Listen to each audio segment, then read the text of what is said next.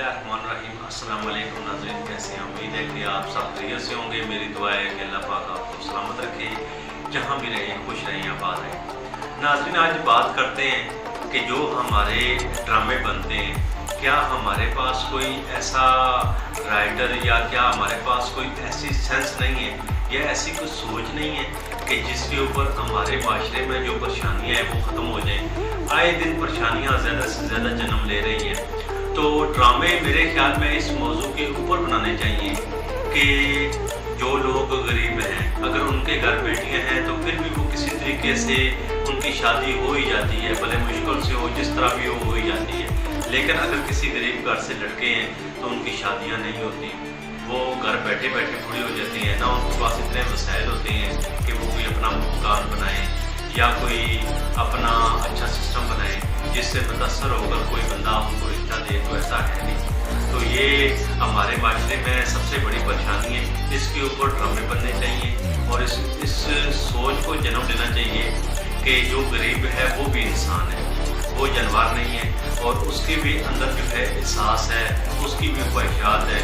लेकिन मुनासिब पैसा या मुनासिब काम या मुनासिब कारोबार ना होने की वजह से वो लोग काफ़ी पीछे रह जाते हैं। ये कुछ ऐसे जो हमारे अमीर तबके हैं या जो नॉर्मल तबके हैं, कम से कम कोशिश करनी चाहिए कि उसको भी इंसान समझकर इमदाद करनी चाहिए और उसका हाथ जो है वो उसके साथ तामन करना चाहिए, हाथ बांटना चाहिए। कहने का मकसद ये है कि ये हमारा माशरा है। हमारे नबी सल्लल्लाहु अलैहि वसल्लम ने हमें ये सिखाया है कि सारे इंसान बराबर हैं, इंसानियत में कोई फ़र्क नहीं है। ना कोई किसी काले को गोरे के ऊपर बर्तरी हासिल है, ना किसी अजमी को अरबी के ऊपर बर्तरी हासिल है और ना ही किसी अरबी को अजमी के ऊपर बर्तरी हासिल है और ना ही किसी अमीर को गरीब के ऊपर बर्तरी हासिल है। बल्कि ये इस्लाम हमारा दीन ये सिखाता यही है कि हम सब बराबर हैं। तो ऐसा क्यों है कि जो गरीब होते हैं उनसे हमें नफरत होती है और अमीर तबका है वो उनके साथ या उनके घर जाना या उनके साथ बैठना या उनके साथ तलक बनाना ये गुजारा नहीं करते। तो ये माशरे में तब्दीली बहुत ज़रूरी है। हर इंसान को बराबर समझना चाहिए, बराबर का दर्जा देना चाहिए। जो भी हो सके कोशिश करें कि एक दूसरे का ख्याल रखा करें। ख़ास तौर पर गरीब जो है वो हमारे एक माशरे का हिस्सा है, वो भी हमारे मुल्क पाकिस्तान के रहने वाले हैं। गरीबी अमीरी ये अल्लाह पाक का एक निज़ाम है। जो इंसान के नसीब में रिज़्क़ है वो अल्लाह पाक ने उसको देना ही देना है।